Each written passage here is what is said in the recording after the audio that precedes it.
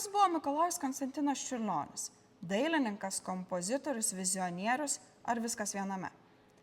Visų pirma, Mikalojus Konstantinas Čiurlionis buvo labai smalsus žmogus ir man atrodo iš to sekė, kad jisai buvo pirmiausia ir kompozitorius, ir muzikos mokytojas, vėliau tapytojas, fotografas, fluorofortų menininkas, grafikas ir tiesiog vizionierius. Galime jį apibūdinti kaip genijų, mokėjusi daug, talentingą įvairiose sferose.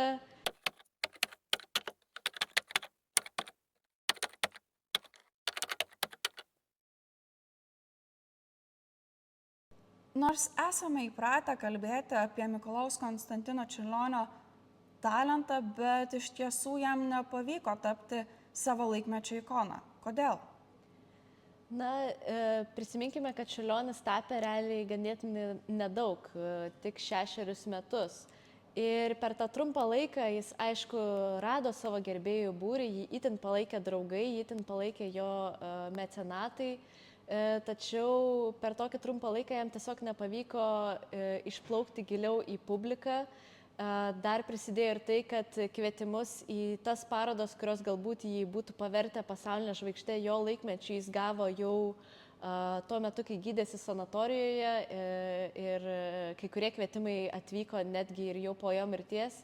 Ir tiesiog, manau, tai yra tiesiog nesėkmingų aplinkybių susidėjimas, nes jo talentas tikrai pranoko ir jo laikmetį ir vis dar yra aktualus ir šiandien.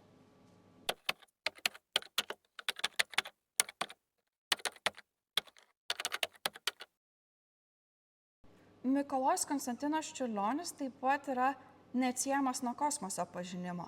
Kodėl kūrėją domino tokie gilūs klausimai? Tai atsispindi itin ir jo pasaulio sutvėrimo piešinių cikle.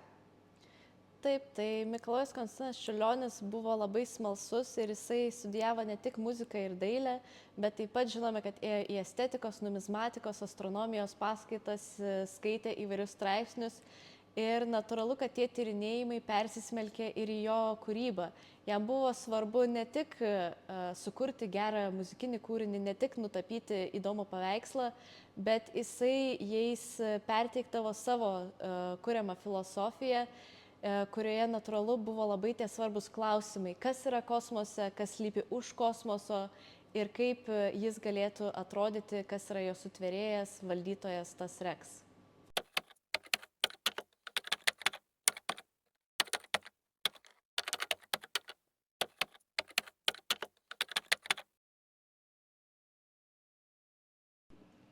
Greta, jau ne vienerius metus gilinęsi į Čiurlionio kūrybą. Koks šiuolaikinio pasaulio Čiurlionio kūrybos atspindys tave nustebino labiausiai?